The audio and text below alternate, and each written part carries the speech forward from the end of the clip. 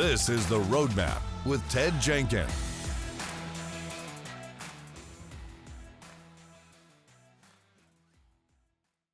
Hey everybody, welcome to The Roadmap, exclusively here in America's Small Business Network. I'm Ted Jenkins, your host, bringing to you every week some of the brightest and best CEOs, business owners, and entrepreneurs in and around the United States. We talk about starting businesses, growing businesses, and maybe one day you too can exit stage left, get a big valuation. They're out there today. I'm excited today to interview a longtime entrepreneur and friend, Mike Gill. He's one of the owners of Andy Lewis Hobson Heating and Air, but he has been in and around this business for a long time. And Mike, I want to just help people understand how you even got into this industry, you know, because people don't go out of college today. A lot of them don't start in this industry. How'd you get into the HVAC industry?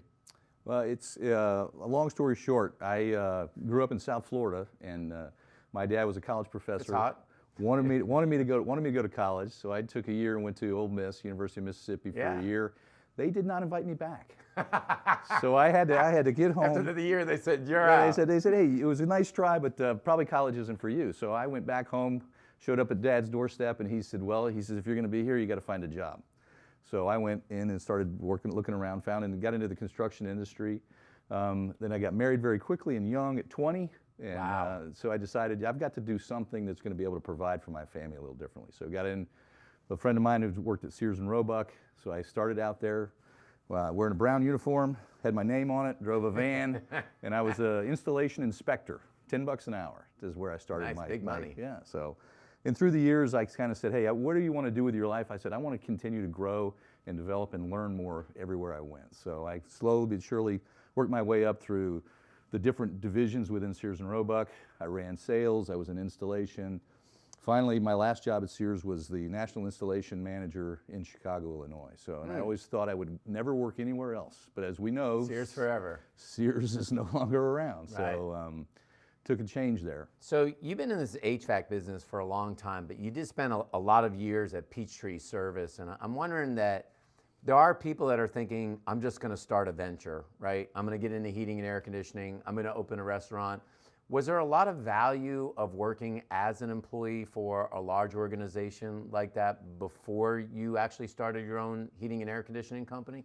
Absolutely. I mean, when you work for somebody else, you learn kind of what drives those different types of businesses. And when my time at Peachtree, there was really three things that were key to me learning so that I could go out and start my own business. And one was understanding how they built the culture there. And in Peachtree, it was a win-win-win. Three different places. And the interesting thing is Peachtree's culture of win-win-win for the employees, the customers, and then the company was very similar to what Sears and Roebuck did 15 years earlier. Interesting. Okay, so I tied it back in and I said, you know what, because Sears in the 90s had a slogan that was called, make this a great place to work, shop, and invest. And I don't know whether you ever heard that. Work, shop, and invest. Not go bankrupt. Not go bankrupt. That wasn't on the cards. But that culture piece was really important as I started to look at starting my own business. And then always be growing. You have to be looking at, that's what they taught me at Peachtree. When I got there, they were kind of sliding backwards. We had to restart all of the growth initiatives that they had in place years ago that made them a great company to begin with. So in the HVAC business, for a lot of people that have seen this business, I think everybody thinks blue-collar businesses are easy. I know, I own one, and they're not easy. Is the model in here basically for residential, it's part service and part installation? Are those really the two big parts of the model of running a heating and air conditioning company? They are in the majority of the small startup companies, because that's where you start. You're usually a technician, or you know a technician, or you're a salesperson. So you can either do one or the other. So you're selling new installations or you're doing service work. And those are the keys. What the difference with some of the larger ones that have done really well, Peachtree being one of them, was they figured out the model around service agreements. Jackie Rainwater had built this thing up, when I took it over, there was about 13,000 agreements people under contract that we did their annual maintenance every year. I mean, you might pay $300 a year. $300 a year. Changes the filters, leaves a little something on the tag, and that's you got it. That's what you go and do. But what you're doing is you're in there when it breaks, and then when it breaks, the customer trusts you. You've been taking care of it all this time. So when they say, "Hey, well, what should I do?" So, well, you probably need to replace it.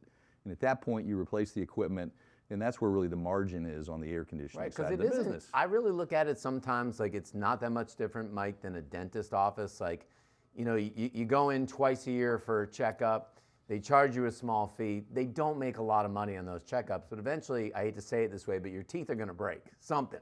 You got a gum problem, you need a cavity, you gotta get a crown, and that's really where the money is made. So the model does look similar that way, right? It's a few $100 a year. Very, very similar. Take care of the basic maintenance, but eventually there's a warranty for a while and then it's gonna break. And, Right. and so how do you know, I think what's interesting for the consumer is that I don't know how many manufacturers there are in the heating and air conditioning business. My guess is quite a few.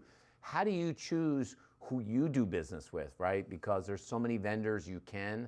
How do you choose that relationship? So when you think about the OEMs, which are the people that manufacture the product, there's a couple of key things that I looked for because I was part of those organizations before. And one is the product brand, reliability of the product. Okay, the support that you're going to get from that OEM, and then the training that they're going to offer. Because if you don't have those things as a new startup in the business, then you're going to struggle. Because when you bump into a problem or you have an issue with a piece of equipment that you sold to a homeowner, and you can't get the support or you can't get the training on how to teach your guys how to work on this, then you're going to struggle. So those are really important things that you look for whenever you're picking whether you want to go with, and I'm going to use some big names: Trane, Carrier, Bryant, Lennox. You know, all of them good manufacturers. All the products are very, very similar, but how they support it can be very different. So it's not a bad thing. If you're dealing with an HVAC company and they only work with Lennox as an example, that isn't necessarily a bad thing. They may just have decided these are what they believe are the best products and where I get the best support for those products. You got it. When you were at Peachtree, before you opened your business, I think a lot of business owners and entrepreneurs that fail don't understand how to build systems and processes. Being a general manager there and doing everything that you did, what did you learn about standard operating procedures that made you think about this as you've now built successive businesses? Well, what's interesting is that you have to, if you don't have those processes, you end up just going job to job, and you never really get ahead, and you can't scale your business.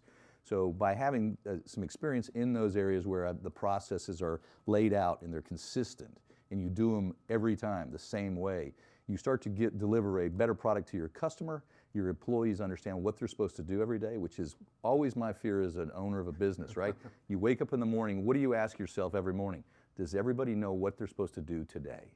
And if you can fix that by having a consistent process in place and making sure that they know what they're going to do, then the delivery's better, the profitability ends up being better for the company at the end, and it becomes scalable, which is really key if you're going to ever want to sell your business. How do you build a pricing structure in your business? And what I mean by that is that obviously since COVID, it feels like everything's gotten more expensive. And I'm sure that the cost to you on this side of the business, it's just more expensive to buy a unit. Do you finance the units with the company, or do they give you sort of a line of credit? And then how do you price it out to figure out how to make margin, but so where it's not too expensive for the customer, but you can still make a profit? It's a great question, and we struggle with that and work on it all the time because, you know, you build the price typically based on what your costs are, right? What are your hard costs going into the business is your margin model. And then you've got, whether it's commissions or advertising expense, other expenses on the below the line kind of expenses. And at the end of the day, hopefully there's something left for the company and the owners, right? You gotta make some money. But those hard costs do fluctuate, especially with, you know, increases in pricing, changes in refrigeration, which we've had another change this past year, and we've got another one coming in a couple of years, trying to be more eco-friendly, more green. They keep changing this. It drives the price up because it costs more to manufacture it, costs more to buy it.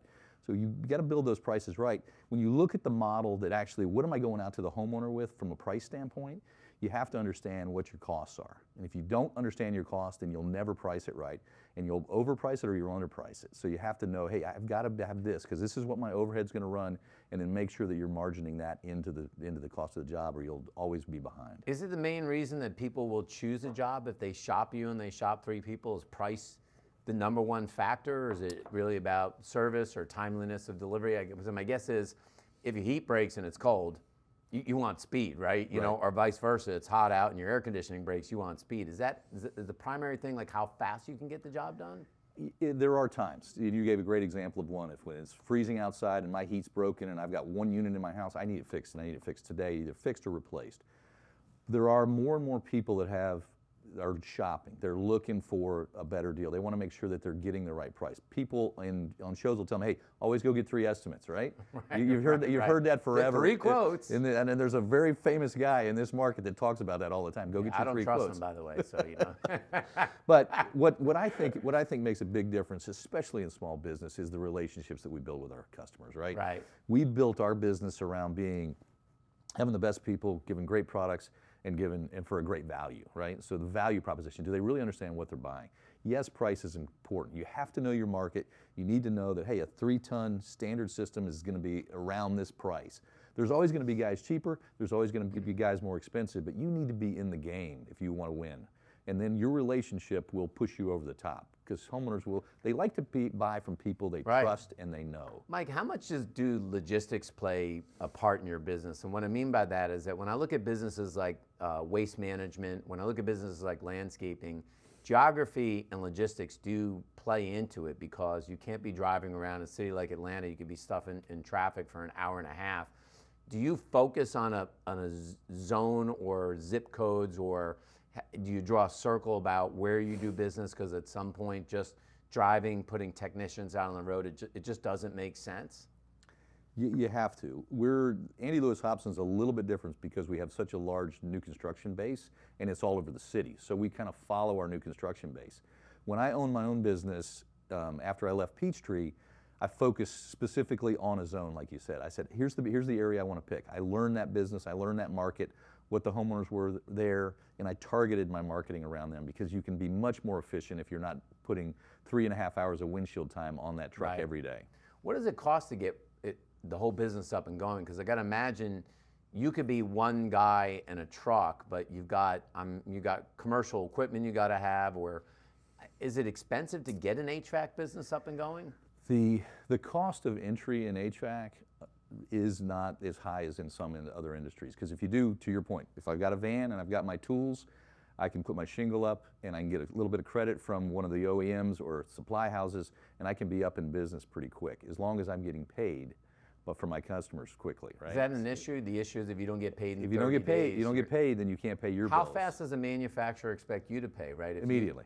Is that right? Oh yeah, they want their money right away. Now you can get some terms during certain times of the year. They'll help you out with that. But when I started my business, I had $75,000 in the bank, and I said, I'm going to get started, and I was able to get credit set up. The key is you've got to be able to get some credit. So you have to be, you've got to have good credit. You've got to know what the capital it's going to take to get started with. Get your people in place, and then you got to start driving revenue. Now, on the other side of this, you mentioned with Andy Lewis Hobson that you're doing a lot of new construction, which I guess on one hand is really good, but if for some reason the economy takes a turn, I'm not saying it's going to be the Great Recession, would that dramatically impact the business if housing just came to a standstill? It happened in 2008, as you remember, and right. we were able to. They crushed the HVAC business. They were able to weather the storm. But you also had to scale back, right? You went from doing $20 million in new construction to doing $7 million, right? So you have less crews, less trucks, and you've got to manage everything back down. It's just the nature of the beast. How do you choose to do residential versus commercial, or do you do both? Because they are different businesses. They are. They're slightly different. You can go into light commercial, which will take you up to 25 tons in most areas, and you can do rooftop changeouts, you can do some maintenance on those kind of things. When you get above that and get into the larger equipment and the stuff that's it's kind of more on a large scale for plants and different products like that, then you get into a different technician, you get into different parts and pieces, you get different response times. If you get into refrigeration, people want a 4-hour response time. I'm not interested in being in a 4-hour response window. I'll be happy to come out tomorrow morning or this evening if you only have one system on an emergency basis. But with refrigeration and industry where you've got to have big equipment that has to be up and running because I'm going to lose food, then it's a different animal. So that's kind of a separate one from what I see. The last, I feel like 5 to 10 years, we've seen a lot more extreme weather. And I don't want to say that y'all would root for bad weather, but the extremes of weather make the business more profitable, doesn't it? Like if it's extremely cold or extremely hot, does that help the business? Because a more temperate climate, people don't care as much about their cool or their heat? it's a two-edged sword with the hot and cold weather. On one side, yes, it drives demand work for us, but it creates a lot of flurry and a lot of activity that sometimes doesn't turn into any profitability. So we actually do a little bit better when it's steady. Is that right? Yeah, and when we have consistency on the calls, and we know where the guys are going, and we're not disappointing homeowners because we can't get there, because we've got so many calls coming in. So that hot and cold weather, yes, it does drive some peaks. It will help with the demand on the replacement business and some of the demand, but I like to kind of see it in the middle, where we've got enough weather to drive this consistent calls, where we can put the calls, and everybody's got calls to do today, and then we just do our job through that consistent process. As you all scale, it seems to me that there becomes this incredibly big shortage today in all blue-collar businesses of labor. Shortage of plumbers, shortage of electricians, shortage of technicians, I feel like, in every business. How do you recruit and try to retain high-quality technicians? I got to imagine it's hard. That's a hard part of the business. Yeah, we spend a lot of time talking about that, and it's one of those things where as soon as you think you've got it figured out, it changes again. It does. And COVID changed it dramatically because wages went through the roof coming out on the backside of COVID. I think I'm at the point now, after 35 years in this industry, that you've got to always be networking. Okay, if you ask me what are the keys to doing this, you always be networking. You got to always be networking.